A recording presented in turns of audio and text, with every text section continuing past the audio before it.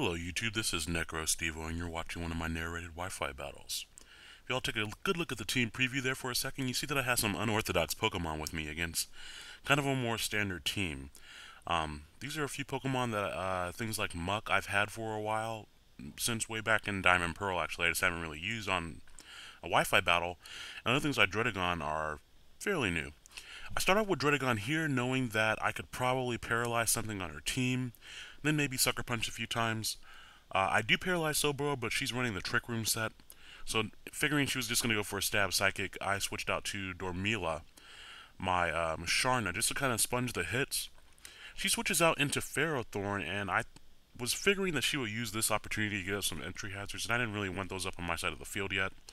And so she does make the predictable play and go for Stealth Rock. Now she could have gone for Power Whip or Thunder Wave would have been bounce back too, but Power Whip would have done a tiny bit of damage. But I figured this is a good time to go ahead and get up my screens. Now I was unsure what type of coverage move Snorlax will be carrying. Normally it's either Fire Punch or maybe Earthquake. Here it's Crunch. With my Reflect up, that's a 2-hit KO, so I just switch out into Shroud. But she also double switches on the same turn, expecting me to switch out, not wanting to get crunched. So here I'm expecting her to set back up the Trick Room, because if she had Psychic, I don't really care about it, and if she has Scald or Surf, I knew I could live it. So I just taunt, because I didn't really want to deal with the Trick Room. And knowing that she would probably go for the Water move, I go out to Ludicolo. This is my offensive Rain Dancing one that's modest with Hydro Pump and it has Life Orbs. It's a little unfortunate I get burned. Fortunately, Giga Drain will be helping offset that a little bit. Now, knowing that my Musharna pretty much walls that Slowbro at this point, I go back out into Dormelia, but knowing that she's going to try to get up her Stealth Rocks again, this is a prime time to just bounce them right back and hopefully roost up on the switch. She doesn't actually switch out. She was expecting me to switch, probably expecting her to switch into her Snorlax. So a little bit of mind games going on here. And here she does switch into Snorlax, but as my screens were wearing off, I just decided to stay in and set them up. So it's interesting that we're kind of back to square one here in a way. I do get them both back up again, and seeing the damage from the first time, I know I can live or crunch as long as my Reflect is up. And so the screens are back up with the Light Clay boost. That's 8 more turns. This time I make a switch into Muck, in case she was expecting me to go into something different. It's never good to become too predictable when you're playing. And this is a Cursing Muck.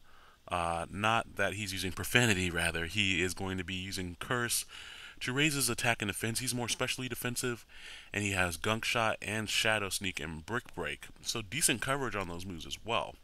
You see how little damage that Psychic does with the Reflect Up and my Special Defense bulk. And you see how much this Gunk Shot does off after just one curse. And she told me that was a more defensive Slowbro, I believe. So she does use Trick Room, which I don't really care about, even if she's slower because of the paralyzation. Guess what? I'm getting slower every time I use Curse. So her Trick Room is actually going to be helping me out, as I will be slower than the majority of her team. And I can always use Shadow Sneak to finish some things off as well. Now, I was hoping that Brick Break would do a little bit more so that I could kill it with 2 without Rocky Helmet. She does get her Stealth Rocks up at this point, but I didn't want to waste my Curse boost. And I wanted to go ahead and take out this Ferrothorn as it walls the majority of my team with its interesting set of resistances. So that's really nice that I get to finish that off now. And my Reflect and Light Screen have worn off, so if she wanted to come in and use a Psychic or something, she could. Here she does use Psychic, and I was hoping, maybe she'd be so bulky that I'd live it. But unfortunately I don't, and I really should have Shadow Sneak there because I could have at least gotten some damage on Slowbro. Here I was just expecting to come in, go for the Giga Drain, heal off some of that burn damage that I have and the Stealth Rock damage. And she switches out to Pikachu, which is fine. She probably just Death Foddered it, knowing that it wasn't very useful against a lot of the members of my team. I didn't really see a good opportunity to set up the Rain Dance for Hydro Pumping, but I didn't really want to do that either. So, wow, I think I have a YouTube video playing somewhere here. That's fine, we'll just mute it here. Anyways, though, after that, I do switch back out, and she does get off the Outrage, which is a little bit unusual. But since she is locked in on Outrage, it's a great time to sacrifice Shroud in exchange for neutering that Snorlax. And this is a physically defensive Musharna. Max HP, very high defense, and a little bit in special attack. And it has Calm Mind, Stored Power, Charge Beam, and Moonlight. With that great physical bulk, it's really easy to set up on things like Snorlax here. And with Synchronize, If something tries to toxic me, it bounces the toxic back to them as well. So it's kind of motivating them to not do that. Now here I was expecting her to trick me, so I switch out into Ambiatu, but she actually just goes for Shadow Ball, which I was a little bit surprised at, with Masharna's great HP stat alongside the Calm Mind that I had up. That would not have done very much, so I was really expecting Trick right there. So I don't know if she expected me to switch out or something, but I could have very easily gone for another stored power and taken her out. Here she goes for Confuse Ray, which was another move that I found a little bit questionable. It may have probably been better to just attack rather than go for a 50-50. Um, but I'm able to finish off Rotom, which is good because those things are a little bit annoying. Now here, Blastoise is going to be running a very interesting set. It's very stally, very oriented on predicting what the opponent is going to do. Now here I find out that it is especially defensive Blastoise based on how well she took that Giga Drain, because Blastoise naturally has very good defense. And I am burned and I have Life Orb damage that I'm taking. That's offset by the Giga Drain, but she dives, so I take unnecessary Giga Drain damage. The unfortunate part, of course, of two-turn moves is that it gives your opponent a chance to react to it. And since I see how especially bulky she is, I know that she doesn't have a lot of attack EVs. And obviously her last move is probably Toxic, just so she could dive and protect and alternate between the two. And there you see that Synchronize bouncing the Toxic back to her Blastoise, which means she's going to be at a little bit of a detriment by protecting, because she'll be taking Toxic counter damage as well. And now I'm back at full health, so I have a little bit more leeway with that than she does. Now I am carrying Charge Beam on this Musharna to not only give it coverage, so that if it comes up against Dark types, it can hit them with something. Um, but besides Sandile and Crocodile, of course, that will wall the set completely. But of course, that's why you have other members on the team. But also that allows it to get additional special attack boosts, assuming I don't miss.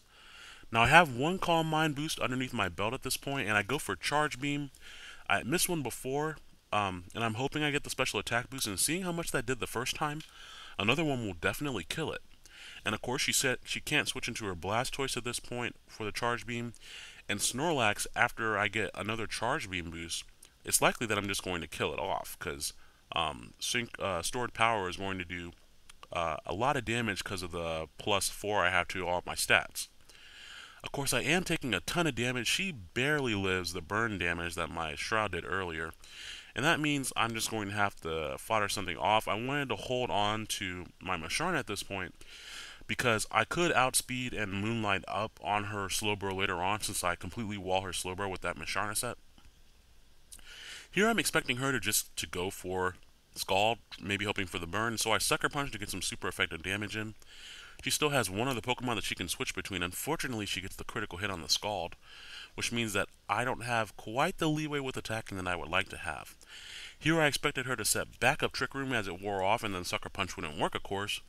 And of course, here I'm expecting her to switch out again to get the Regenerator boost, and switch out the Blastoise. Now I was hoping a Dragon Claw and the Toxic damage would take out Blastoise, otherwise it might have Rest or something, even though that doesn't make sense. I think I saw 4 of her moves. But anyways, though, I'm able to take that out with Dredagon, which is great, because of Blastoise is naturally great physical defense. And I'm able to finish off the last Slowbro with Sucker Punch. So I had a bleeding Musharna and the Dredagon left there. But that was an interesting match. I hope you all enjoyed it. And I hope you all are having a great week. I will talk to you all later. Bye now.